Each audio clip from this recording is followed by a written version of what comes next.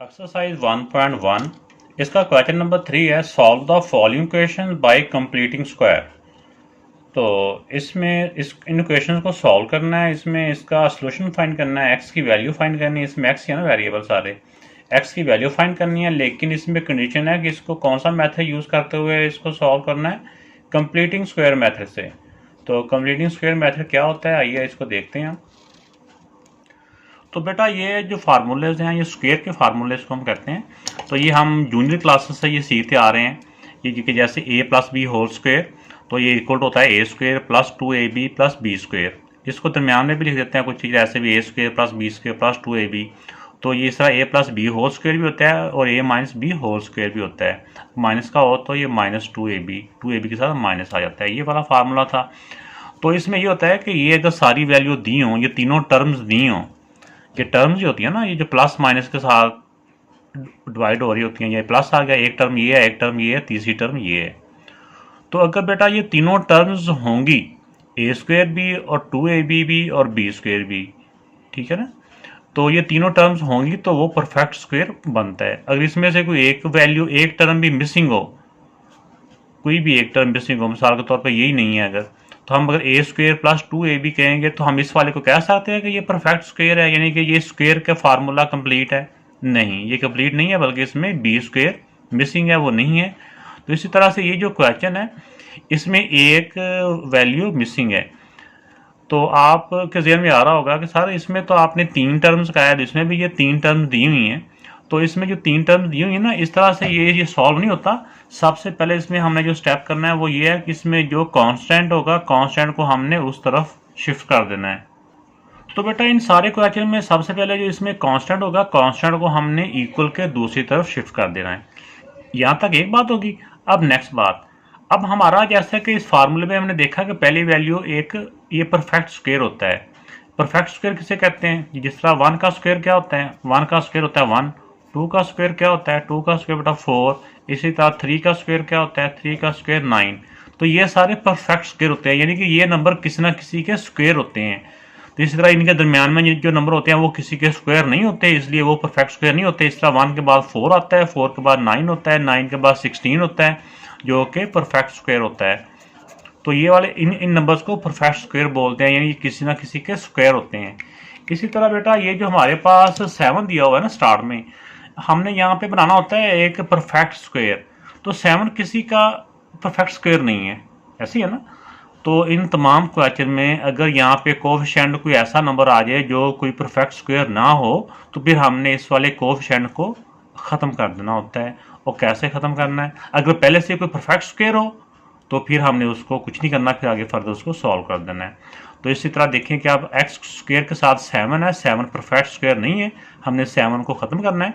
7 को ख़त्म करने के लिए हम क्या करेंगे? ये वैल्यू इसके साथ मल्टीप्लाई हो रही है ना, इसको ख़त्म करने के लिए इसको 7 के साथ डिवाइड करेंगे। अगर एक टर्म को 7 के साथ डिवाइड करेंगे तो सारी इक्वेशन को ही लेफ्ट राइट सारों को 7 से हम डिवाइड करते जाएंगे। तो ये बेटा मैंने लिख दिया डिवाइडिंग अबव इक्वेशन बाय 7। ऐसे भी लिख सकते हैं, या इसको दूसरे स्पेलिंग के साथ भी लिख दें, डिवाइडिंग बोथ साइड बाय 7, जैसे मर्जी आप इसको लिख सकते हैं। अब सारी टर्म्स को हमने 7 से डिवाइड कर देना है। तो पहले मैंने यही वाली इक्वेशन यहाँ पे दोबारा लिखी, अब इसको भी 7 से डिवाइड कर दिया, इसको भी 7 से डिवाइड कर दिया और इसको भी 7 से डिवाइड कर दिया। अब इसमें देखें बेटा कि ये वाला जो 7 है, जो स्टार्ट में जिसको हम कैंसिल करना चाह रहे थे, ये 7 से 7 कट हो गया। तो यहाँ पे बाकी क्या बच गया? ये एक्स स्क्वायर प्लस 2/7 एक्स को लैदा करके लिख लें इस नंबर्स के साथ, ये 1/7। अब ये बेटा इसकी जो स्टैंडर्ड फॉर्म है वो आ चुकी है।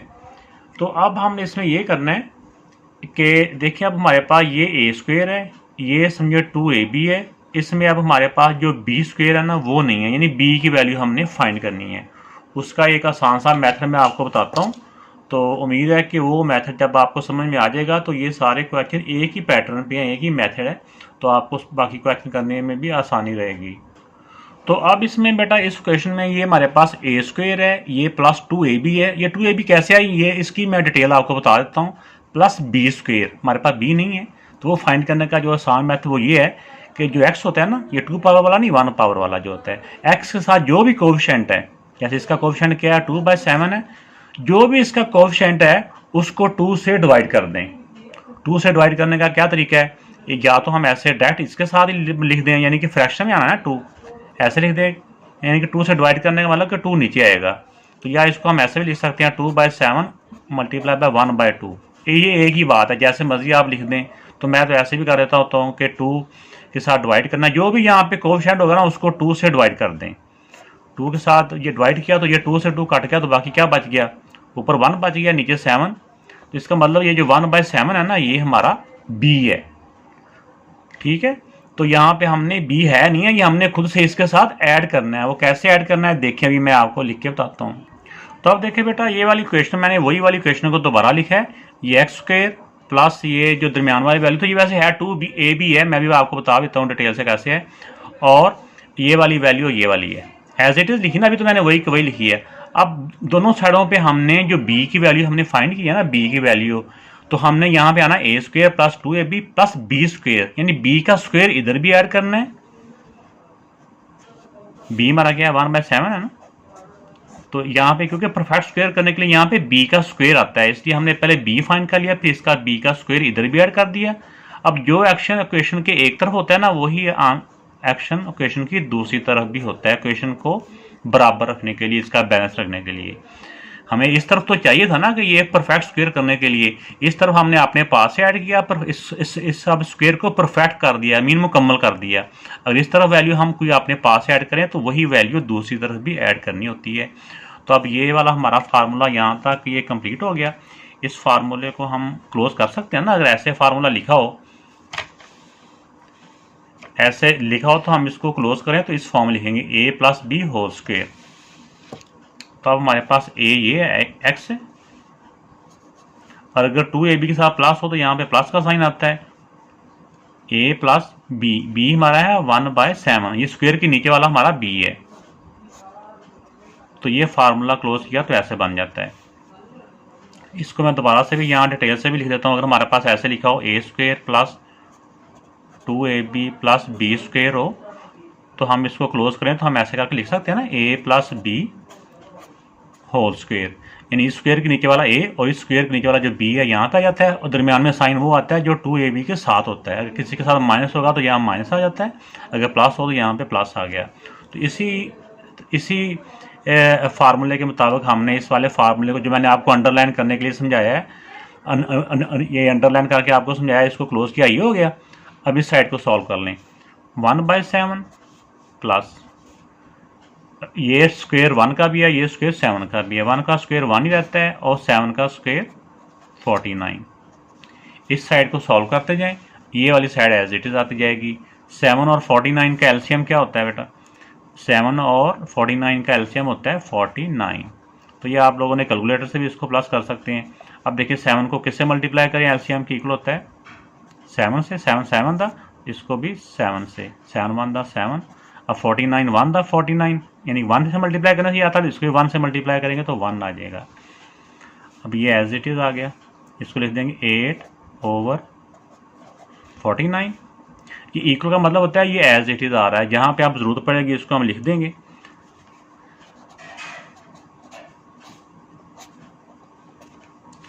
तो अब हमने क्योंकि x की वैल्यू फाइंड करनी है, तो x की वैल्यू फाइंड करने के लिए पहले हमने ऊपर से स्क्वायर को खत्म करना है। स्क्वायर खत्म होता है स्क्वायर रूट से, तो अब यहाँ पे लिखेंगे taking square root on both side.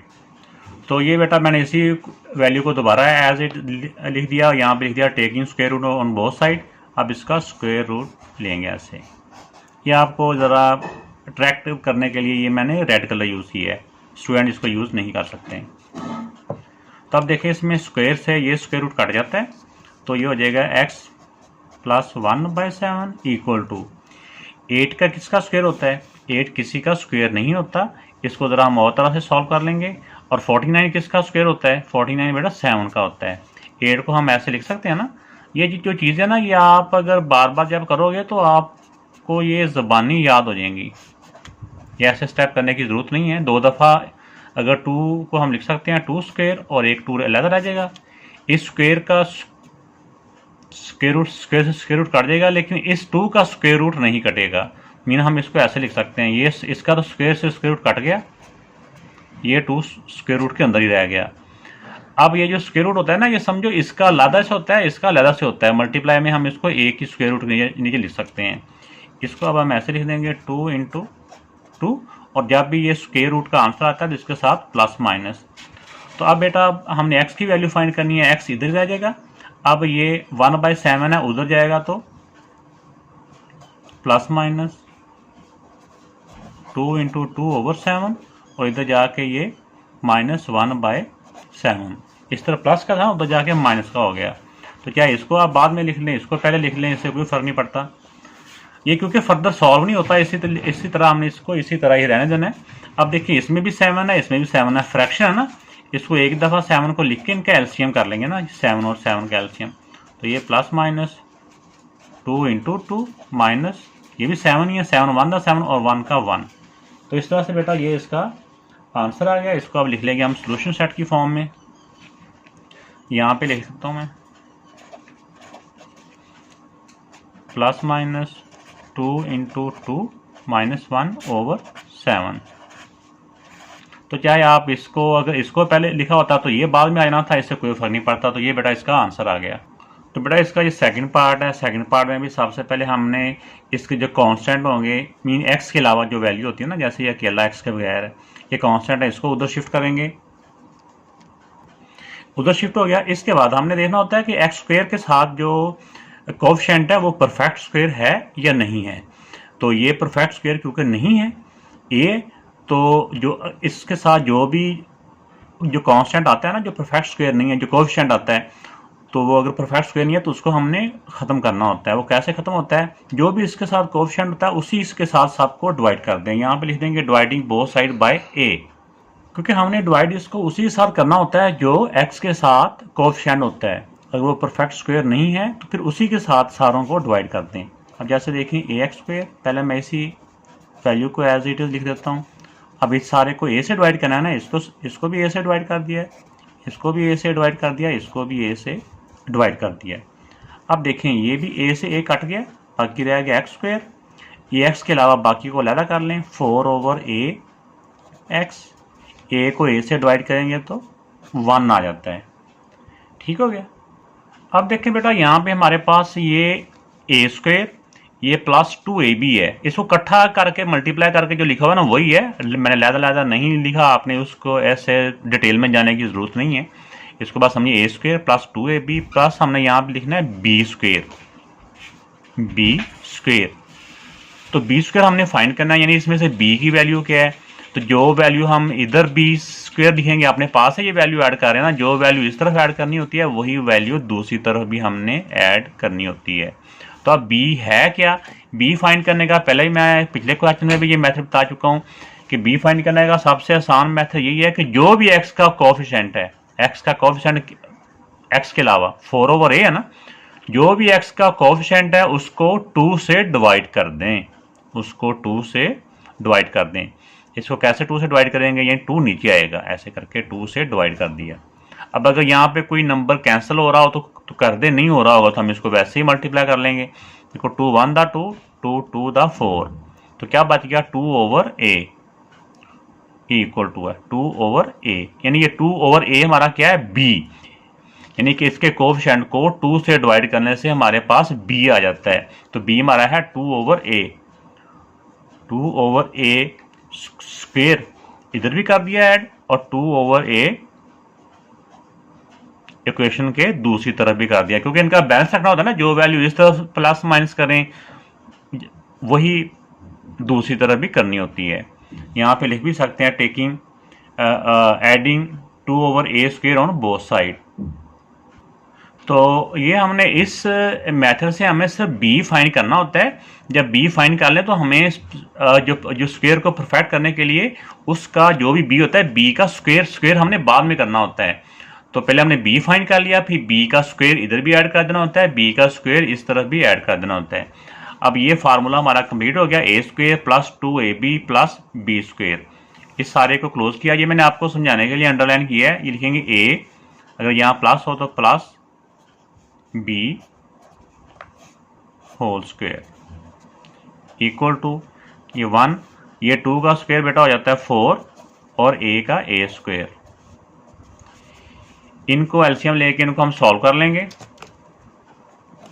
a square और 1 का एलसीएम क्या होता है a स्क्वायर, यानी ये दोनों ही इधर आ गए। इसको इससे मल्टीप्लाई करेंगे a स्क्वायर प्लस 4 1 दा 4, तो ये एज इट इज आ जाएगा।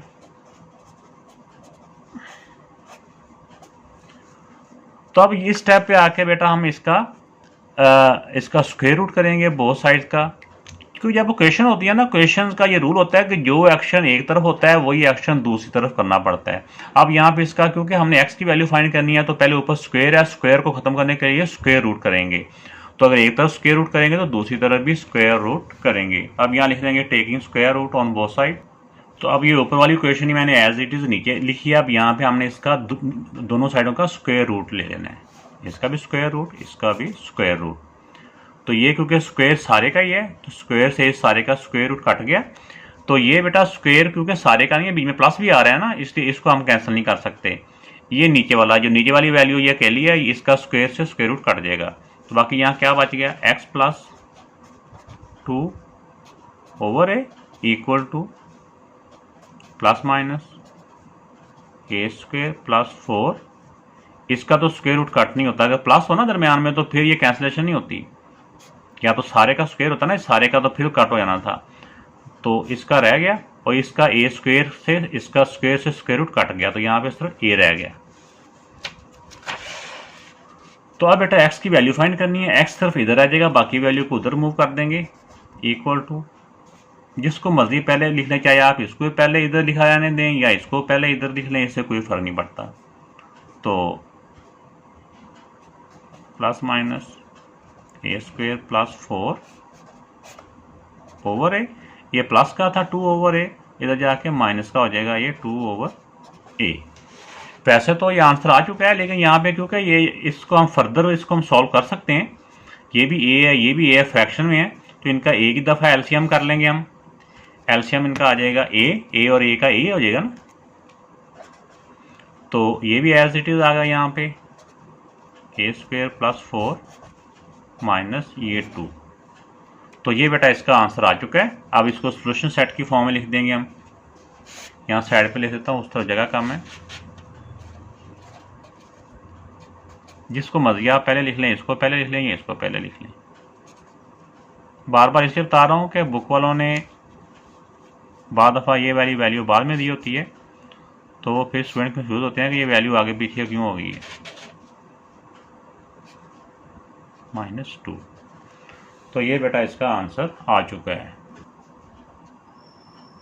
तो बेटा ये थर्ड पार्ट है। थर्ड पार्ट में भी हम सबसे पहले इसमें काम करने हैं। तो ये है कि इसमें जो कोएफिशिएंट है उसको इक्वल के उधर शिफ्ट करना है, और दूसरा एक्स स्क्वायर के साथ जो कोएफिशिएंट है ना, ये देखें कि ये परफेक्ट स्क्वायर नहीं है। 11 किसी का परफेक्ट स्क्वायर नहीं होता, तो हम सारे को 11 से डिवाइड भी कर देंगे। तो ये उधर शिफ्ट भी कर दिया और अब यहाँ पे लिख दिया डिवाइडिंग बोथ साइड बाय 11। अब 11x स्क्वायर, इसको भी 11 से डिवाइड कर देना है। ये डिवाइड हमेशा उसी से करना होता है जो एक्स स्क्वायर का कोएफिशिएंट होता है, अगर वो परफेक्ट स्क्वायर ना हो तो। -34 over 11x equal to -3 over 11। ये देखो सारों को हमने 11 से डिवाइड कर दिया। अब इसमें ये 11 से 11 कट हो जाएगा, बाकी और कैंसिलेशन नहीं हो रही, वो एज इट इज आप नीचे उतार लेंगे। -34 over 11x equal to -3 over 11।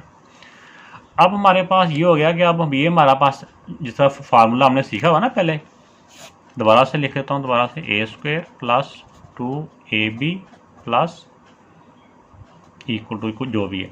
अच्छा, इसमें क्या होता है कि हमारे पास ये a स्क्वायर है, ये दोनों तरफ उंगली को आपने देखना है, ये यहाँ पे माइनस है तो यहाँ पे हम माइनस कर देते हैं।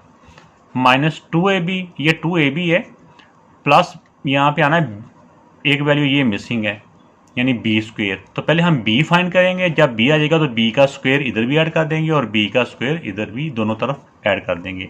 तो b फाइंड करने का मेथड मैंने आपको बताया, बड़ा ट्रिक बताया है, जिससे आपको बिल्कुल मुश्किल नहीं होगी। तो b फाइंड करने का मेथड मैंने आपको ये बताया कि जो भी x का कोएफिशिएंट है, जैसे इसमें x का कोएफिशिएंट ये है ना 34 ओवर 11, जो भी x का कोएफिशिएंट है उसको 2 से डिवाइड कर दें। यही बताया बेटा आप पहले भी। अब देखिए, अब यहाँ पे अगर कोई कैंसिलेशन हो रही है तो उसको कैंसिल कर लें, अगर ना हो रही होगी तो हम ऐसे ही उसको मल्टीप्लाई कर लेना होता है। अब 2 और 34 कैंसिल होते हैं सेम टेबल से, 2 1 दा 2, 2 17 दा। अब 17 ओवर 11, 17 ओवर 11 ये हमारा आ जाएगा बी। अब इसी इक्वेशन को दोबारा लिखें। तो अब देखिए बेटा, यही वाली इक्वेशन मैंने नीचे लिखी है। अब इसके दोनों तरफ, इस तरफ भी हमने b का स्क्वायर ऐड कर देना है। b हमने अभी फाइंड किया 11 ओवर 17 ओवर 11 है, तो इधर भी 17 ओवर 11, ये तो b हो गया ना, लेकिन हमने यहाँ पे b स्क्वायर ऐड करना होता है। तो जो एक्शन एक साइड पे होता है वही एक्शन दूसरी साइड पे भी होता है। तो ये हमारा कंप्लीट फार्मूला हो चुका है। तो अब इसको हम क्लोज कर देते हैं यहाँ तक। ये जो इक्वल किया ये A square minus 2ab plus B square, इसको क्लोज किया तो हम लिख सकते हैं ए स्क्वायर के नीचे वाला ए, अगर 2ab के साथ माइनस हो तो यहाँ हम माइनस लिखते हैं b, 17 over 11 a minus B whole square equal to ये माइनस 3 ओवर 11। इनको सॉल्व कर लें। 17 का स्क्वायर बेटा क्या होता है 289 और 11 का स्क्वायर होता है 121। इस साइड को भी सॉल्व नहीं करेंगे, ये एज इट, पहले इनको हम आपस में प्लस माइनस करके एक सिंगल फ्रैक्शन बना लेंगे। 11 और 121 का एलसीएम होता है 121। अब 11 को किससे मल्टीप्लाई करें, 121 होता है 11 को 11 से, अगर इसको 11 से मल्टीप्लाई करने से ही आता है तो ऊपर वाले को भी 11 से मल्टीप्लाई करेंगे, तो 11 3 दा 33, प्लस का प्लस आ गया। ये 121 को 1 से मल्टीप्लाई करने से ही आता है तो इसको 1 से मल्टीप्लाई करेंगे तो ये आ गया। अब इनको हम कैलकुलेटर से सॉल्व कर लेते हैं। तो ये बेटा इनको सॉल्व किया तो ये आ गया। अब इसमें हमने x की वैल्यू फाइंड करनी है, तो x को की वैल्यू फाइंड करने से पहले ऊपर स्क्वायर आ रहा है ना, तो स्क्वायर को खत्म करेंगे। स्क्वायर खत्म होता है स्क्वायर रूट के साथ। यहाँ पे आप लिखेंगे taking square root on both side. अब इसी वैल्यू को मैंने यहाँ पे लिखा। अब इसका हमने स्क्वायर रूट दोनों साइडों का ले लेना है। इसका भी स्क्वायर रूट कर दिया, इसका भी स्क्वायर रूट कर दिया।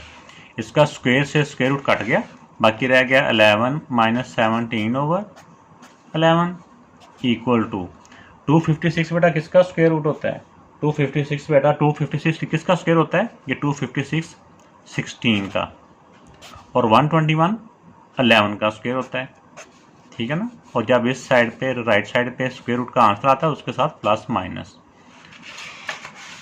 तो अब बेटा इसको x इधर आ जाएगा, ये वैल्यू उधर चली जाएगी, प्लस माइनस 16 ओवर 11, ये माइनस 17 ओवर 11 उधर जाके प्लस 17/11। अब देखिए ये फर्दर सॉल्व हो सकते हैं, तो हम इनको फर्दर सॉल्व करेंगे एलसीएम लेके। तो ये अब एक दफ़ा इसको प्लस के साथ कर लेते हैं, एक दफ़ा इसको माइनस के साथ कर लेते हैं, और इधर ही कर लेते हैं। x इक्वल टू एक दफ़ा 16 प्लस के साथ कर लेते हैं,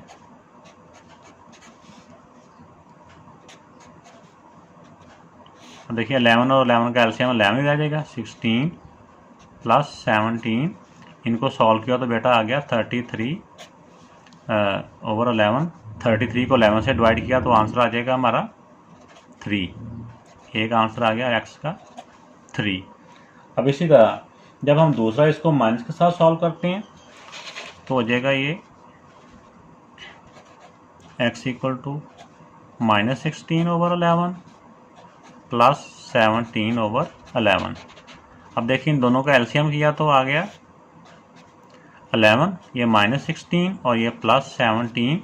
इनको सॉल्व किया तो बेटा आंसर आ गया हमारा, इनको 17 से 16 माइनस किया तो 1/11। तो इस तरह अब इनको हम सोल्यूशन सेट की फॉर्म में लिख लेंगे। एक आंसर हमारा 3 है, दूसरा आंसर ये 1/11 है, जिसको मर्जी आप पहले लिख लें। तो ये बेटा इसके साथ लिख दें सोल्यूशन सेट। तो ये बेटा इसका आंसर आ गया।